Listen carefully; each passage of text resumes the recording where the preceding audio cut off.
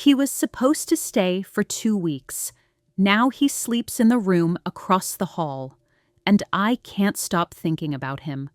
I'm not proud of what I'm about to say, but I promised myself I'd tell the truth here. All of it. My name is Alana. I'm 44 years old, and up until a few months ago, I would have told you my life was quiet, maybe even peaceful. I live just outside Denver in one of those beige suburban houses where nothing ever really happens. I've been married to Tom for almost 20 years. No kids, no drama, no real passion either. But I used to tell myself that was fine. I work at a small dental clinic, mostly at the front desk. Paperwork, phone calls, keeping things moving. Nothing glamorous, but it's stable, predictable, like most things in my life. Tom works in logistics. He's on the road a lot, sometimes gone 2 or 3 days in a row. And honestly, I used to like it when he was gone. I liked the quiet, the space, the control over the thermostat and the TV remote. That probably says more than I want to admit. We've been coasting for years. No big fights, no big feelings either. Just two people sharing space, meals, and a bed we barely touched each other in anymore. And then Eli came into our house. Eli is Tom's nephew, his sister's boy. Just turned 18. Still had that slightly awkward, half-grown look when he arrived. But with those eyes, sharp green, watchful, older than they should have been. Tom's sister had a breakdown. One of those quiet family disasters that nobody really talks about. Hospitalized. Long-term. Eli had nowhere to go. Tom didn't ask. He just came home one night with a duffel bag and said, "Eli's staying with us for a couple weeks until things settle." I said, "Okay." Because what else could I say? He moved into the guest room upstairs, the one across from ours, the door I never really noticed before, the door that would eventually haunt me. At first, he was quiet, polite, tense in that way kids get when they don't know if they're wanted. He helped with the dishes, ate whatever I made, kept to himself. I tried to make him feel comfortable, made sure there were clean towels, that he knew where things were, that he didn't feel like a burden. It was all innocent, until it wasn't. I didn't notice it at first. I really didn't. But then Tom started taking more overnight jobs, and I started spending more evenings alone in the house with Eli. I'd cook dinner, he'd offer to clean up. We'd end up in the same room more and more often, both of us watching terrible TV, pretending not to notice how close the other one was sitting. One night, I came home from work late. It had been raining and I was soaked through. When I walked in, Eli was already there, dry, warm, hoodie pulled up over his head. And on the hallway table, next to the front door, was a folded towel, waiting. "I figured you'd be wet," he said. Just like that, and something in me shifted. It sounds so small, so stupid, I know, but no one had thought about me like that in years. Tom would have grunted. Maybe throwing me a towel after I walked across the carpet dripping, but Eli noticed. He anticipated, and not out of obligation. He just saw me. After that, I started noticing him too. The way his shirt stuck to his back when he came in from mowing the lawn. The way he leaned in doorways, always half in, half out. The way he held eye contact a little longer than a kid his age usually would. And I hated myself for it. I told myself it was harmless. Just a woman being vain. Getting a little flustered around someone who was young and attentive. A boy, really. A boy who wasn't looking at me that way. Except sometimes he was. There was this one night. I remember it too clearly. Tom was gone, and I was curled up on the couch, half watching a crime show, half drinking cheap wine. Eli came down the stairs in sweats and a t-shirt, barefoot. "Is it okay if I watch with you?" he asked. I should have said no. I should have made up some excuse. But instead, I said yes. Of course I did. He sat at the other end of the couch at first, respectful, distant. But by the second episode, we were both leaning in toward the screen. The couch felt smaller. The air felt heavier. At one point, I reached for the remote and his hand brushed mine. Nothing dramatic, just skin on skin for a second too long. I looked at him. He looked back. And something passed between us. Something silent and real and completely, utterly wrong. I pulled my hand away first. He stood a moment later and mumbled something about going to bed. And I sat there for over an hour, wine glass untouched, heart racing like a teenager. I thought I'd imagined it, that it was just my stupid mind filling in the blanks. But the next day, when we passed each other in the hallway, he looked at me, not nervously, not embarrassed, but directly, calm. Steady. And I realized I wasn't imagining anything. That scared me more than anything else, because up until that point, I could pretend I was still a good person. But that look, that was the moment I knew the line had been crossed. The next few days were tense. Not on the surface, not in a way anyone else would have noticed, but inside me, everything had shifted. I started avoiding him, or at least I thought I was. I kept my distance, took my dinner upstairs instead of feeding in the kitchen, left the TV off in the evenings, pretended to be busy. Anything to reestablish the rules I knew I'd already broken. And Eli? He didn't say anything. He didn't push. He didn't even look at me the way he had that night. But his silence was louder than any words could have been. It made me feel exposed, like he was waiting to see what I would do next.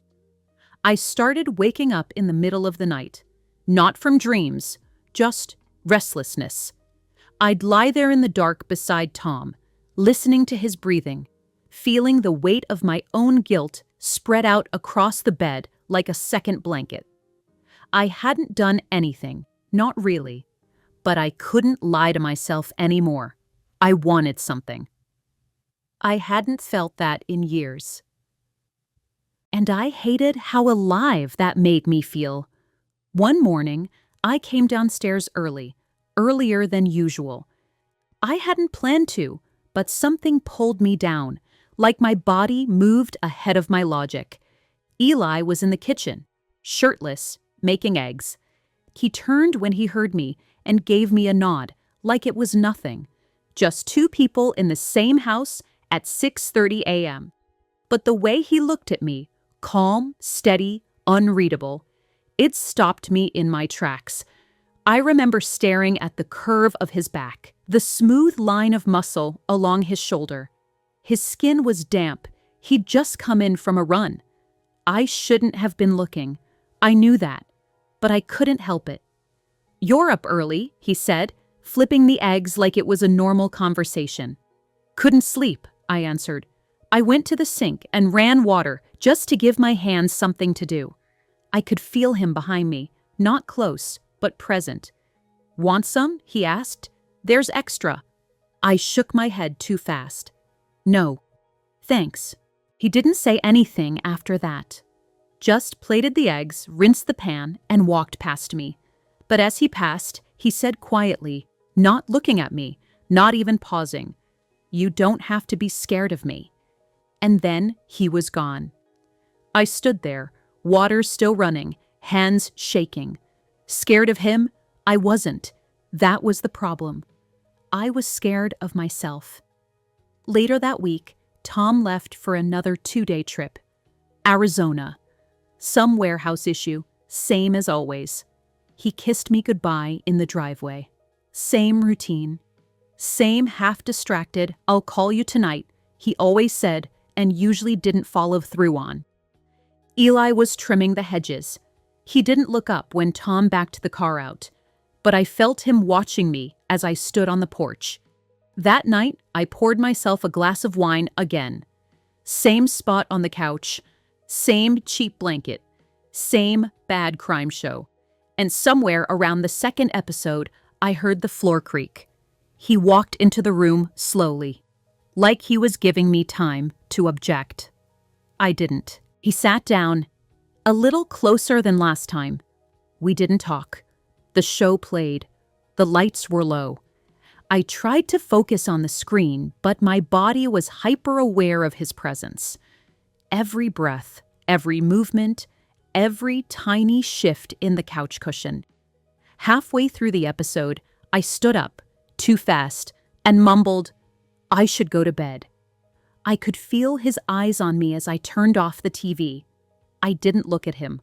I walked upstairs, heart pounding. I washed my face, brushed my teeth, stared at myself in the mirror too long. I looked older than I wanted to, tired, pale. But my eyes looked awake, too awake. When I finally got into bed, Tom's side was empty. Of course it was. And across the hall, just 12 steps away, Eli was awake too. I could feel it. The next morning, I found a coffee mug already poured and sitting by the machine.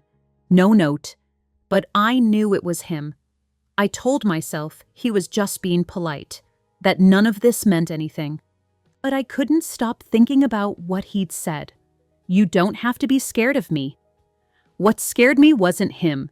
It was how much I didn't want to stop this, and how I wasn't sure I could. It kept escalating in small ways. He started cooking more, asking me questions. Not flirtatious ones, not obviously, but personal. "Were you always this quiet? Do you like your job? Do you ever think about traveling?" I answered carefully, cautiously. But the truth is, I liked the attention. I missed it. Not just romantic attention, anyone seeing me for something more than routine. Tom barely spoke to me anymore. We existed side by side, like polite roommates who used to be married. He noticed nothing. Not the shifts in my mood, not the new blouse I wore, not even the food in the fridge disappearing faster. But Eli did. He noticed everything. And that noticing made me feel dangerous. Like I was living inside a secret I hadn't fully written yet. But I was starting to imagine how it would end. It's strange how something forbidden doesn't always feel wrong at first. Sometimes it just feels new, like opening a door you didn't know existed inside your own life. That's what those days started to feel like standing in the doorway of something I hadn't asked for but couldn't walk away from. The mornings were the worst. I'd wake up in that big, cold bed beside Tom, who by that point barely touched me, barely spoke to me, unless it was about bills or errands. And I'd lie there wondering if Eli was awake too, if he'd left another coffee out, if I'd see him before I left for work. And I started dressing differently. It wasn't on purpose at first, just little things. A tighter blouse, perfume I hadn't worn in years. I caught myself doing it one morning, standing in front of the mirror, adjusting the neckline of my shirt. And instead of stopping, I fixed it just a little lower. I hated that I cared what he might think. I hated how good it felt when I caught him looking, because he did look, not in a disrespectful way, not in a boyish, hormonal kind of way, but with this stillness, this quiet, unblinking attention that made me feel like I was the only person in the room, the only person in the world. And I started wondering how far this could go before it became real, before it became irreversible. One evening, I came home from work and found Eli in the backyard. He was barefoot, shirtless again, sweat glistening on his chest as he pulled weeds from the edge of the garden bed I kept forgetting existed. I stood in the kitchen and watched him through the window longer than I should have. He looked up, like he felt me watching, and gave me the smallest smile. Just one corner of his mouth lifting, nothing dramatic, but it knocked the air out of me. When he came inside, I was already pretending to be busy, rearranging mail, wiping down a counter that didn't need cleaning. He passed me and said, "I cleared out that whole back corner. You can plant whatever you want now." I said thank you. He said, "You always say it like you're not used to people doing things for you." I didn't know how to answer that, so I didn't. He walked past me. His arm brushed mine, just lightly, but I felt it all night. Tom came home that weekend, and I almost forgot how loud he was. He stomped around, sighed heavily over stupid things, barked about some delivery issue that no one in the room cared about. I nodded, answered where I had to, but my mind was somewhere else. Tom didn't ask how I'd been, didn't notice the tension in my shoulders, the fatigue in my eyes. He kissed my cheek in that half-automatic way, like he was clocking in. And when we went to bed that night, he didn't touch me, just turned on his side and fell asleep to the hum of some football rerun. I lay there, wide awake, staring at the ceiling, wondering if Eli was still up. I wondered if he could hear us, hear the silence between us, hear what wasn't happening. The next morning, Tom announced, casually, while brushing crumbs off his shirt, that he'd be gone again by Tuesday, back out for at least 4 days, maybe 5. I didn't even pretend to be disappointed. Eli didn't look up from his plate. But I saw the way his fingers paused for half a second, the way his eyes flicked toward me just once, and I knew we were both thinking the same thing. When Tuesday came, the house felt different the minute Tom's car pulled out of the driveway, like the air had changed. I waited all day for something to happen. I went through my shift like a ghost. I smiled at patients, filed insurance forms, restocked toothbrushes, but my head was somewhere else entirely. When I got home, Eli was already there. Dinner was quiet, polite. After, I washed the dishes while he dried. We moved like dancers, like we'd done this 100 times. At one point, I handed him a plate, and his fingers brushed mine. He didn't pull away. Neither did I. I looked up.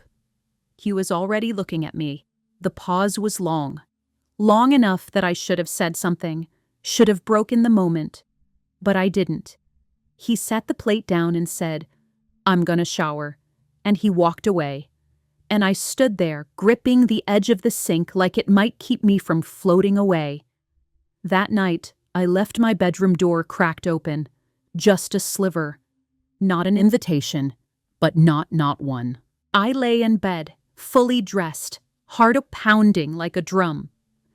I kept telling myself I wasn't waiting, that nothing would happen, that I'd close the door in 5 more minutes. But I didn't, and I never heard his footsteps. But just after midnight, I felt the air shift, and then, soft as breath, a knock. Not loud, not urgent, but unmistakable. My breath caught, and I said, without thinking, without planning, without any idea what would come next, "Come in." When I said "come in," I didn't recognize my own voice. It sounded distant, smaller, like it came from some version of me I hadn't spoken to in years. The door opened so slowly, I almost thought I was imagining it. There was no creak, no rush of movement, just a gentle shift, like the house itself was holding its breath. And then he was there, Eli, in the doorway, barefoot, hair damp from a shower, white t-shirt clinging to him, eyes fixed on mine. He didn't move closer. He didn't speak. He just stood there, the outline of him cut by the hallway light, and I felt my whole body go still. My mouth was dry, my skin was burning, But I didn't look away. The silence stretched, a long, aching moment, and then I whispered, I couldn't sleep. He nodded, slowly. Me neither. That was it. That was all we said. And then, just as quietly, he stepped back into the hall and pulled the door shut behind him. He never crossed the threshold, but something else did. After he left, I sat up in bed for what felt like hours. My heart was racing, but not from fear, from knowing. We hadn't touched. We hadn't even gotten close. But something passed between us in that sliver of time. Something wordless and charged. Something that lived in the space just before a kiss, just before a fall. It was real, and it was mine, and it terrified me. The next morning, I thought maybe it would be different, that maybe we'd look at each other with guilt or distance, that one of us would try to rewind whatever thread had started unraveling. But we didn't. We acted normal. Too normal.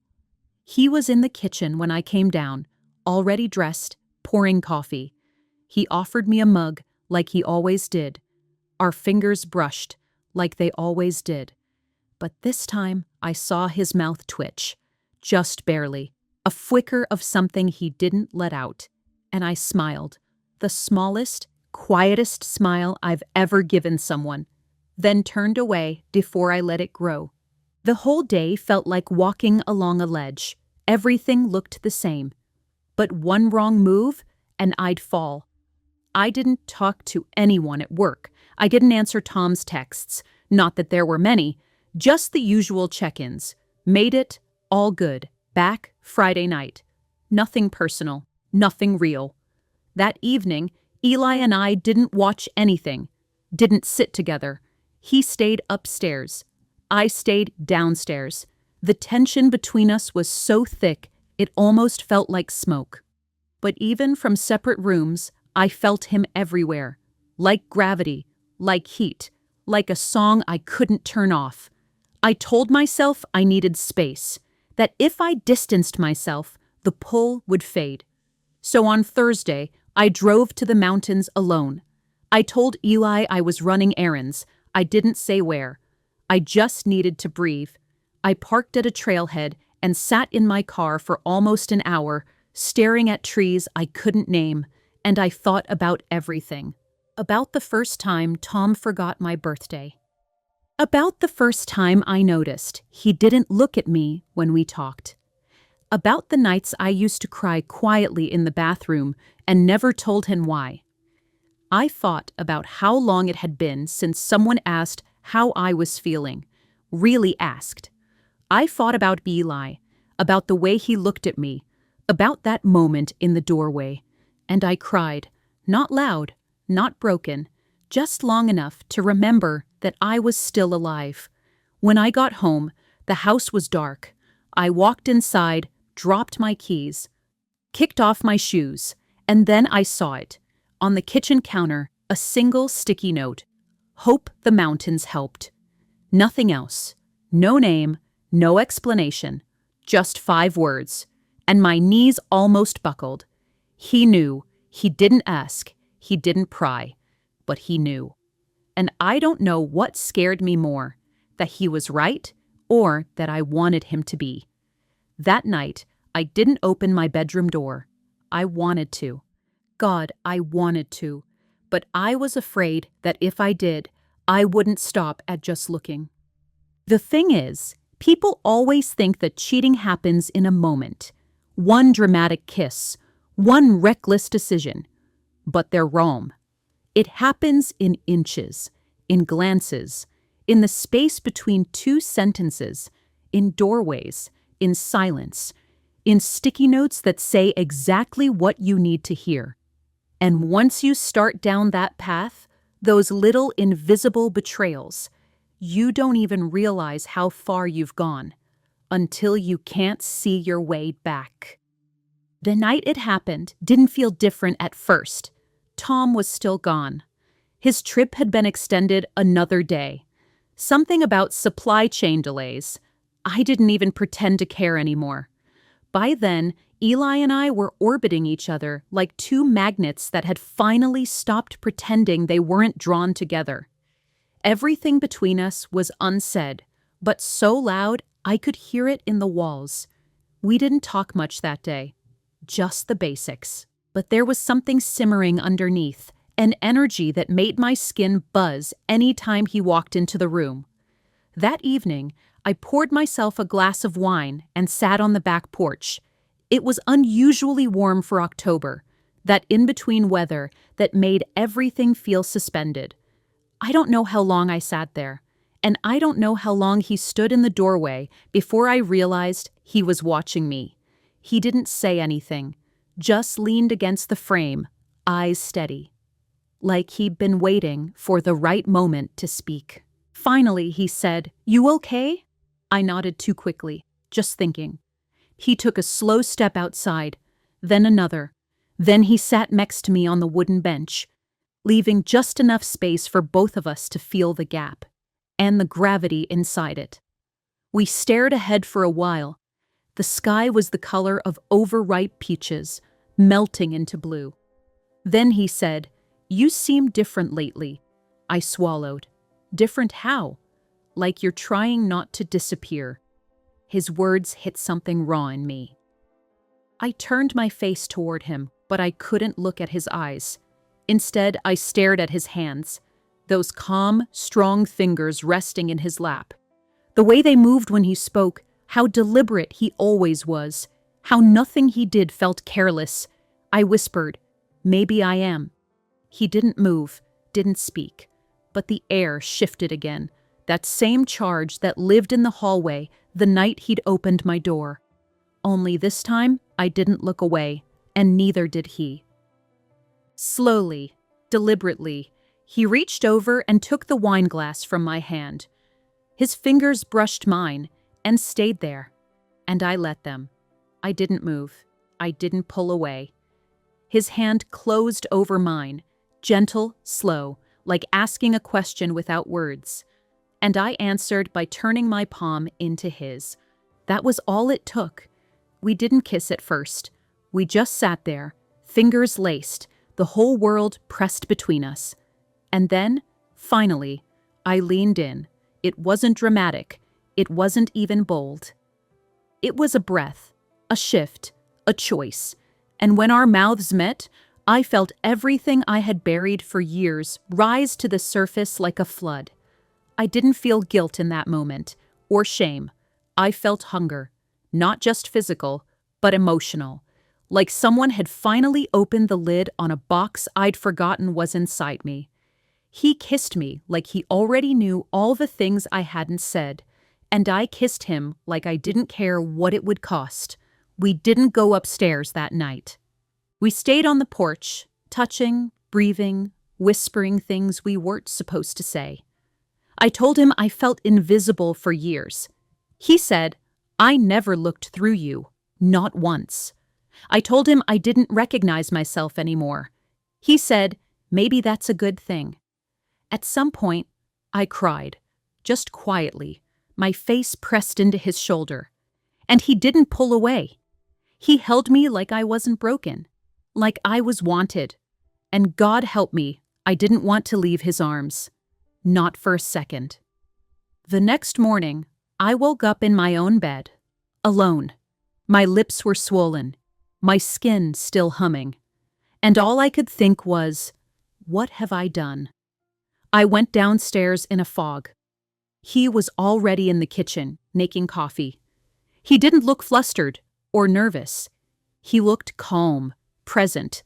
He passed me a mug without speaking. I took it. Our fingers brushed again, and this time we both smiled. It was subtle, barely there, but it was real. And I knew, without saying a word, that nothing about our lives would ever be the same again. The strangest part was how normal everything seemed the next day. I went to work, answered emails, smiled at patients, laughed at something stupid my coworker Janice said about her cat. From the outside, I looked like the same person I'd always been, but I wasn't. Something had shifted inside me, cracked open, and now every breath felt different. Every heartbeat felt louder. That night, I made dinner like usual, set the table, chopped vegetables, while Eli scrolled through his phone on the couch. But now, every glance carried weight. Every silence between us was charged. He didn't reach for me, didn't even touch me, but the way he looked at me, eyes lingering just a second too long, it was enough to set my whole body on fire. We didn't speak about the night on the porch. We didn't need to. It had happened, and nothing could unhappen it. Tom came home 2 days later. He dropped his suitcase by the stairs, kissed my cheek with distracted lips, and launched into some story about a hotel mix-up in Tucson. I nodded in the right places, laughed when he expected me to, but I could feel the distance between us like a wall. Worse, I could feel Eli's presence even when he wasn't in the room. That night, lying beside Tom in bed, I couldn't sleep. Not because I was anxious, but because I felt nothing. He turned over, mumbled something about setting an early alarm, and within minutes, he was snoring softly. And I lay there, wide awake, staring at the ceiling, my skin still remembering the pressure of Eli's hands on my waist. For the next few weeks, we lived like that, like ghosts in separate stories. During the day, I was Alana, wife, receptionist, polite suburban woman who made polite suburban dinners. But at night, when Tom was asleep, or away, or distracted, I became someone else entirely. Eli and I found moments, small, stolen pockets of time where we could breathe each other in without fear. A quiet kiss in the laundry room, a touch in the hallway, an electric pause on the stairs that said more than any words could. Sometimes we didn't even speak, just a look, just a nod, just knowing. It was dangerous, reckless, impossible, and I couldn't stop. I didn't want to. I felt alive in a way I hadn't in years, like my blood had color again. Like my skin finally remembered what it meant to be touched and seen. And yet, with every passing day, the risk grew heavier. Tom was noticing things, not big things, not yet, but enough. You've been quiet lately. You're up early these days. You're wearing perfume again. I brushed them off with practiced ease, blamed work, sleep, hormones. He didn't press, but his eyes lingered longer than usual. And sometimes, at night, he reached for me in bed, awkward and unfamiliar, like a man trying to remember how to hold something he'd already dropped. The first time, I froze. Let him touch me. Let him fumble his way through a moment that should have meant something. But I felt nothing. No spark, no connection, no guilt. Only distance. I kept my eyes on the ceiling the whole time, wondering if Eli was awake across the hall, wondering if he could hear us, and hoping, deep down, that he couldn't. Because whatever that was between me and Tom, it wasn't real anymore. It hadn't been for a long time. One night, after Tom had gone to bed early with a headache, I stood in the kitchen, rinsing dishes. The house was quiet, lights low. I could hear the soft hum of the dishwasher and the occasional creak of old floorboards. And then I felt him behind me. Eli. I didn't turn around. I didn't have to. He stepped closer, not touching me, but so near I could feel his breath on my neck. My hands gripped the edge of the sink. He whispered, "I miss your voice." I closed my eyes, said nothing. Then, so softly I barely heard it, I think about you all the time." I turned around slowly. He was closer than I expected. His eyes were dark, serious, hungry in a way that scared me. Not because it was threatening, but because it was honest, and I wanted it just as badly. I reached up, touched his face, and for the first time in weeks, we kissed like we didn't care who heard. Like the world had narrowed to just this: his mouth, my breath, the space between two lives that could never truly meet. When we pulled apart, I whispered, "This is going to ruin everything." And he said without hesitation, "Then let it." After that, we stopped pretending. We found excuses, took longer grocery runs, cleaned errands that didn't exist. Once, I said I was going to visit my sister and spent the night in a cheap motel with Eli. It wasn't glamorous. It wasn't romantic in the way books make it seem. But it was ours. Raw, real, messy, and terrifying. Because I knew we were building a world on sand, that it couldn't last. But I didn't care. Not yet. Not when he looked at me like I was the beginning of something. Not when he said my name like it mattered. Not when he made me feel like the woman I used to be, or maybe the woman I was always meant to be. But love, or whatever this was, never comes without cost. And one morning, I saw the first crack in our perfect little illusion. Tom's phone buzzed across the kitchen table.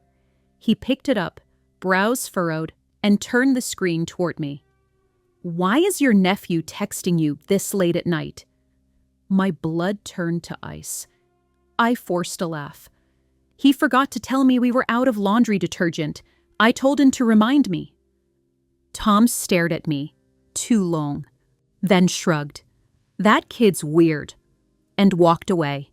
But I stood there, heart pounding, knowing the clock had started ticking. We weren't careful enough. Not anymore. And sooner or later, everything we'd stolen would come due. After that moment with Tom, the phone, the suspicion in his eyes, I couldn't breathe the same anymore. It felt like walking on glass. Every step forward with Eli made the ground behind me more fragile. One slip, one wrong word, and the whole thing would shatter. And yet, I didn't stop. I couldn't. Is anything, the fear made it worse, more addictive, more urgent. Eli and I became experts in silence, in codes, in glances that lasted just a second too long, in tiny touches behind closed doors. But inside, I was unraveling. Every time Tom kissed me on the cheek, I flinched. Every time he said, "I love you," it felt like an accusation. I wasn't the woman he thought I was anymore. I wasn't even sure I remembered her. One night, after a dinner that tasted like cardboard, Tom looked at me across the table and said, "Are you okay? You've been distant lately." I blinked too fast. "Just tired." "You sure?" I nodded, forcing a smile. "Work's been a lot." He accepted that, too easily. And that made me hate him a little more. Because deep down, I wanted him to see it. To see me. To notice the cracks. To say, "I know you're lying, and I want to understand why." But he didn't. He just nodded and turned the TV back on. Meanwhile, Eli was pulling me in deeper. Not intentionally. He wasn't manipulative. He wasn't reckless. But he felt everything so much more than I did. He didn't hide. He wasn't afraid to say what I couldn't. "I want you," he said one night, standing in the laundry room while the dryer hummed behind us. "Not just like this. I mean, all of you." I froze. "We can't talk about that," I whispered. "Why not?" His eyes didn't flinch. "Are you really happy with him?" I said nothing. He stepped closer. "Do you even see yourself when you're around him? You're a ghost. You disappear the second he walks into a room." I shook my head, trying to stop the truth from flooding in. This isn't about him. This is about us not being real. His jaw tightened. Then what the hell are we doing? I couldn't answer that, because every word would have been a lie. We were doing exactly what it looked like. We were falling apart together. A week later, Tom asked if I wanted to go away with him for a weekend. Just us. To reconnect, he said.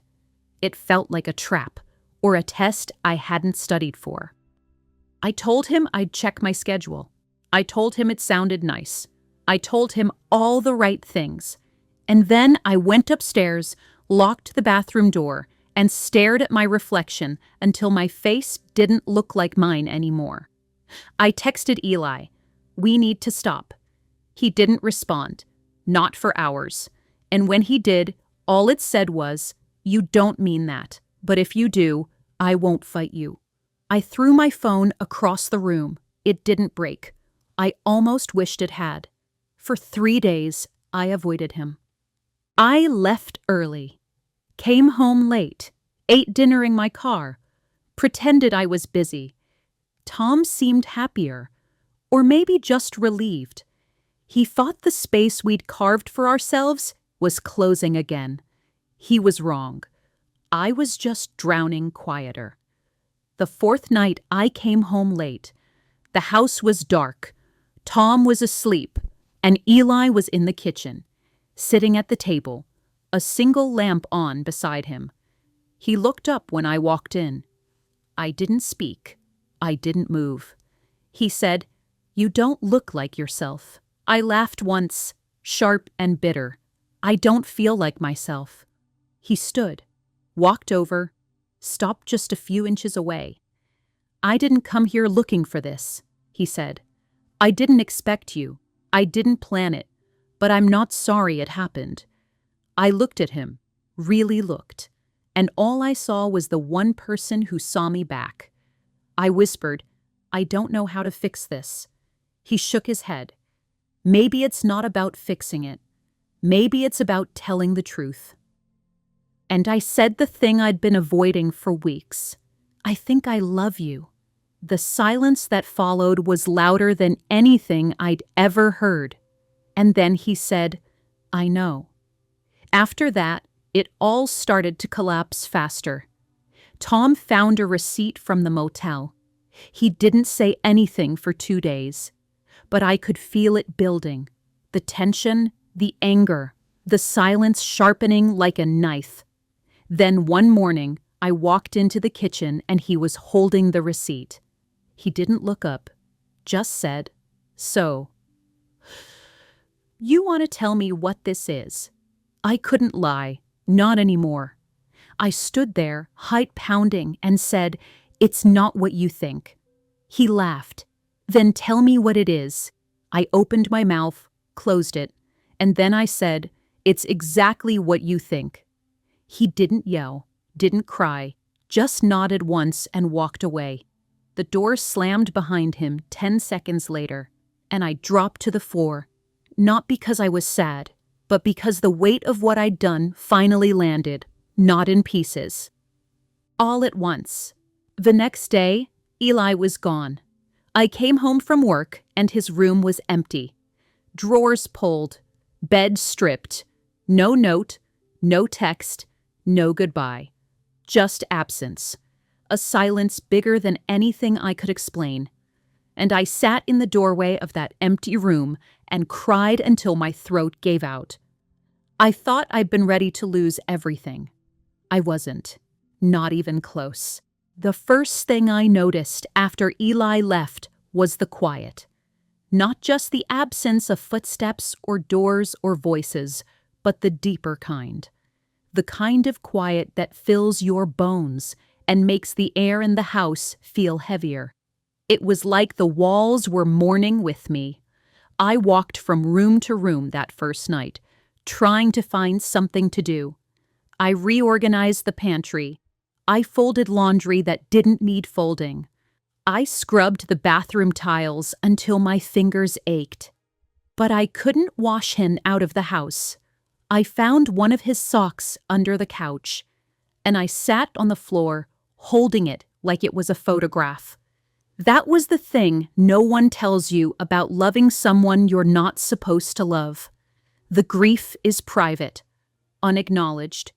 You don't get flowers or sympathy cards. You don't even get to call it heartbreak out loud, because you're the one who broke it. Tom didn't come home for 3 days. He stayed at his brother's, I think, or maybe with a coworker. He sent a text, short, cold, final. I'll be back to talk about next steps. Don't contact me. I didn't. I couldn't. I didn't have the right. I thought about telling him the truth, all of it, not just what happened, but why.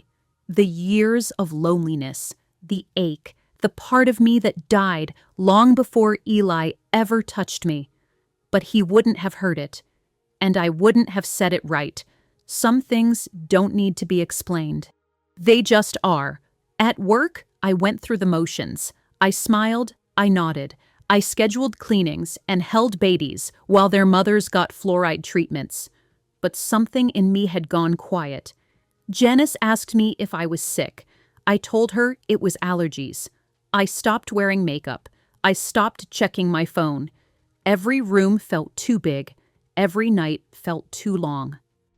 I caught myself reaching for 2 coffee mugs one morning, out of habit. And when I realized the second one wasn't needed, I just stood there, staring at it like it might explain something. I kept wondering where he went, if he was okay, if he regretted leaving, if he missed me at all. But the silence stayed, like a sealed box I wasn't allowed to open. One night I finally broke. It wasn't dramatic. No screaming or shattered glasses. I was sitting on the floor in the laundry room, folding towels, and I just started sobbing. The kind of sobbing that comes from deep inside your ribs, like your body is trying to empty something but can't hold anymore. I curled up on the tile floor and cried until I couldn't see. I said his name out loud, just once. Eli. Like maybe if I said it, he'd come back. Or I'd stop missing him. Neither happened. I crawled into bed that night without brushing my teeth, without changing clothes, without even turning off the light. And I slept like a stone. Tom came back that weekend. He didn't knock, just walked in with a duffel bag and the kind of expression you get from a man who's aged 10 years in 4 days. We didn't speak at first. He set his bag down, took off his jacket, sat on the arm of the couch. Then he said, "I'm not here to yo." I nodded. He stared at the floor. I should have seen it coming. That surprised me. I opened my mouth, but he raised his hand. "Don't explain it," he said. "I don't want details. I want to understand how we got here." I wanted to say so many things, that I felt alone for years, that I begged in silence to be seen, that Eli was just the first person who looked at me like I mattered. But none of that came out. Instead, I said, "I'm sorry," and he nodded again. "I'm moving out." That was it. No shouting, no guilt, no begging. Just a quiet sentence that ended a 14-year chapter. And I let it happen, because it needed to. The day he left for good, I stood in the driveway and watched the back of his car disappear. He didn't look back, and for a moment I felt like a widow. Not because I missed him, but because I was mourning the idea of us, the version of our life I used to believe in, the one where I would grow old with a man who loved me the way I thought I deserved to be loved, the one that never really existed. I started sleeping on the couch. I couldn't stand the bed. Too many memories, too many ghosts. I stopped cooking full meals, ate crackers for dinner, drank too much wine, let the dishes pile up. I walked around in sweatpants and forgot what day it was more than once. But slowly, something started to shift. One morning, I woke up and realized I didn't cry the night before. Then another day passed, and I took a walk around the block. I didn't feel better, but I felt awake, and that was something. Weeks went by, then a month. And just when I'd started to believe he was really gone, that Eli had vanished into the world without a trace, I got a letter. An actual letter, folded, handwritten, left on the front step with no envelope. Just my name, no return address, no stamp. Inside, it said, "I'm sorry for leaving like that. I didn't know how else to go. I thought maybe disappearing would make it easier for you. Maybe it did, but I've missed you every day since. I don't expect anything from you. I just needed you to know you weren't the mistake. Losing you was." No name at the end, just the words. And they hit harder than anything else he'd ever said to me, because I knew he meant it. And for the first time in weeks, I let myself hope again. Just a little. Just enough. I read the letter 5 times. Then I folded it and placed it in the drawer next to my bed, the one I hadn't slept in for weeks. And that night, for reasons I still don't fully understand, I made the bed, fluffed the pillows, smoothed the sheets. I didn't sleep there yet, but I stood in the doorway for a long time and just looked at it. Like maybe, one day, I would be able to climb back in without it hurting. The next morning, I got up early. Not because I had to, because I wanted to. I showered. I made coffee. I put on mascara for the first time in over a month. When I walked past the hallway mirror, I startled myself. I looked like her again. Not the woman I'd been during the affair. Not the wife who'd been disappearing one polite smile at a time, but the version of me I'd long buried. The one who used to have opinions and music taste and actual cravings that didn't begin and end with what someone else wanted for dinner. I went for a walk. The sky was the soft kind of gray that makes everything look cinematic. Like the world is pausing just long enough for you to catch your breath. I passed the cafe where Eli and I once sat across from each other, pretending we were just roommates, killing time. The place where his knee touched mine, under the table for the first time, and neither of us moved away. I didn't go in. I just stood across the street and looked at it. Let the memory come. Let it burn a little. And then I moved on. Later that week, I saw Tom. It was a paperwork thing. Bank documents, title transfer. He came by the house. He was polite, tired-looking, wearing a jacket I'd forgotten he owned. He handed me the folder without stepping inside. I asked how he was. He said, "Surviving." I nodded. And then he said, "You look different." I smiled, just barely. "I feel different." We stood there for a beat too long. Then he added, "I hope you're okay. I mean that." And for the first time in months, I believed him. I watched him get back into his car, and as he drove away, I felt a strange kind of peace. Not closure, but something close. That night, I sat in the kitchen reading Eli's letter again. I still hadn't replied. What would I even say? What could I say that wouldn't sound like begging or blaming or unfinished need? I folded the letter and put it back in the drawer. But I didn't cry. I just missed him, and not in the way I had before. I missed him as a person, not as an escape route. I missed the way he paid attention, the way he made coffee exactly how I liked it, the way he never made me feel small, even when I was shrinking inside myself.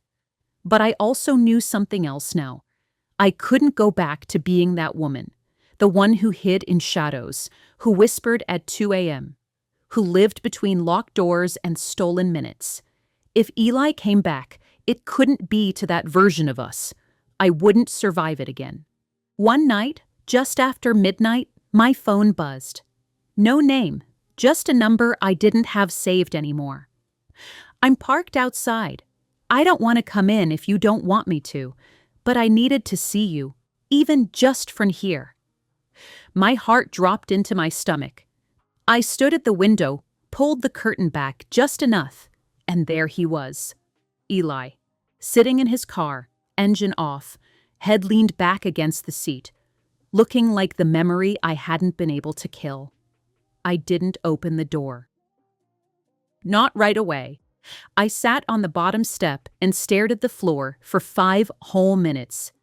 Then I got up, walked outside barefoot, and crossed the driveway. He stepped out as I approached. No smile, no words, just presence. We stood there for a moment under the porch light, and finally I said, "You left." He nodded. "I thought I had to." "You broke me." His voice cracked. "I know." Then silence.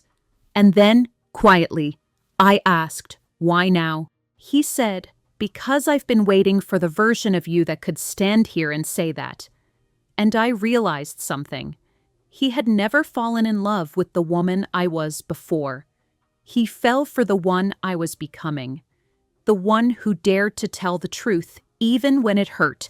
The one who stood outside at midnight, unafraid to ask the question she once thought might destroy her. "What happens now?" And he said, "Whatever you want to happen." We didn't kiss. We didn't go inside.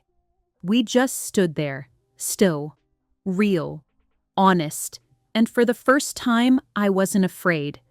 Not of what I wanted, not of what I'd done, not even of what came next. People always want a neat ending. They want the full circle, the redemption, and then they lived happily ever after. But real life isn't a movie. It's quieter than that, messier, full of slow mornings and hard conversations and decisions that don't always feel like victories, even when they are. After that night on the porch, Eli didn't come inside. He just held my gaze for a long moment, then said, "I'll go if you want me to." I shook my head. "I don't want you to go." But I also didn't invite him in, because I wasn't ready for that either. We weren't kids. We weren't fire and drama anymore. We were people who had broken things, ourselves, others, and we owed those pieces the time it took to put them back where they belonged. He got in his car. I watched him drive away, and I didn't fall apart this time. I went inside, poured a glass of water, and went to bed. In the actual bed. And I slept. For weeks after that, we didn't see each other, but we talked. Not like before. No secrets. No rushed whispers between door frames or guilty glances across the kitchen. We talked like adults, like people who had lived through something that had nearly swallowed them. We met once at a park, sat on separate ends of a bench, drinking lukewarm coffee, trying to make sense of what we wanted now. "I'm not asking you to go back," he said. "I don't want to live in the shadows again." "Neither do I," I said. He smiled, small, tired, real, and then he asked, "Do you think there's a version of this that works, out in the open?" And I told him the truth. "I don't know, but I think I want to find out." My divorce from Tom wasn't dramatic.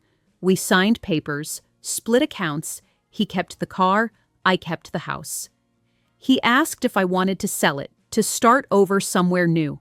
But I said no, not because I loved the space, but because I wanted to prove something to myself, that I could stay and rebuild, stay and face what I'd done, stay and choose me, not someone else to fill the quiet, not another body to escape into, but myself. The woman who stood in front of a mirror now and didn't wince. The woman who could sit in silence without needing to be rescued from it. Eli and I didn't move in together. We didn't make big declarations. We started slowly. A coffee, a walk, a weekend trip to a used bookstore 2 towns over. And in those little things, I started to realize something. I didn't need him. Not in the way I used to. But I wanted him, and there's a difference. Before, he had been the oxygen I couldn't breathe without. Now, he was just a man who made me laugh when I hadn't smiled all day. A man who listened, who showed up, who didn't try to fix me, just stood beside me while I figured it out myself. And sometimes that was enough. Sometimes that was everything. One night, we sat on my back porch, the same place where this had all begun. The trees were bare now. Winter was settling in. There were no stars out, just us. 2 mugs of tea, 2 people who had ruined and rebuilt and were still standing. He looked at me, quiet for a long time, then said, "Do you regret it?" I knew what he meant. Not just us, but everything. The affair, the fallout, the collapse. I took a sip of my tea, then said, "I regret the way it happened. I regret who it hurt. I regret how long I waited to be honest with myself. But not the rest." I looked at him and shook my head. No, because it woke me up. You don't come back from something like this unchanged. Infidelity isn't just a wound. It's a mirror. It shows you the parts of yourself you've hidden for years, the ones you've neglected, the ones you've denied even existed. And when you finally look, really look, it's terrifying, but also necessary.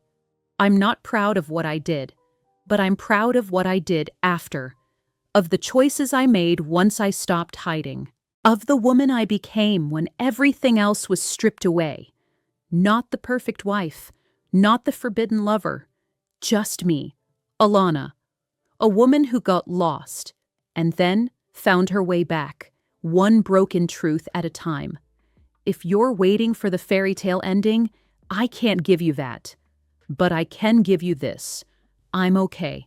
I'm not perfect. I'm not fixed. But I'm here. And I'm living my life with both eyes open now. I talk to Eli every day. Sometimes we fall asleep on the couch watching old movies. Sometimes we argue about dumb things, like whether ketchup belongs on eggs.